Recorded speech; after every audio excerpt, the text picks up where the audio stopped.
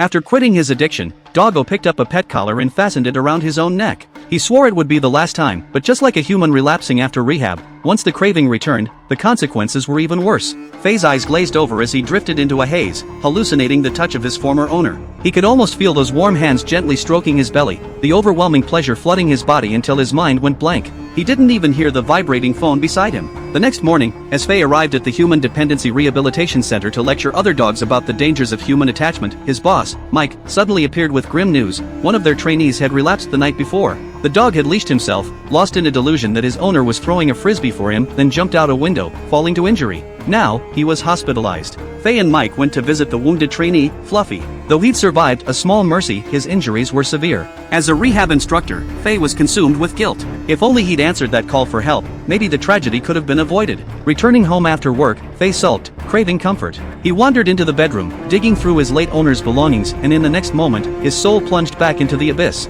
He buried his face in the old clothes, inhaling desperately, even letting the robotic vacuum walk him like a substitute master. It was clear, Faye, the very instructor teaching others to break free from human dependency, had completely relapsed. Worse, these small thrills weren't enough. His hunger unfulfilled, he stumbled out into the streets, mind fogged by craving, no longer aware of his actions. Driven by desperation, he lurked into a seedy corner of Dog City, the underground passage to Ducktown. Compared to Dog City's veneer of civility, Ducktown was damp, reeking of filth, its shadowy streets lined with black market shops. Faye, a regular, slumped at one storefront, offering himself for the duck's merciless whippings, anything to mimic the ecstasy of his owner's touch. When his money ran out, they threw him out. But still chasing the high, he crept back to the rehab center, stealing the classroom's emergency funds in the dead of night. Just then, Mike appeared.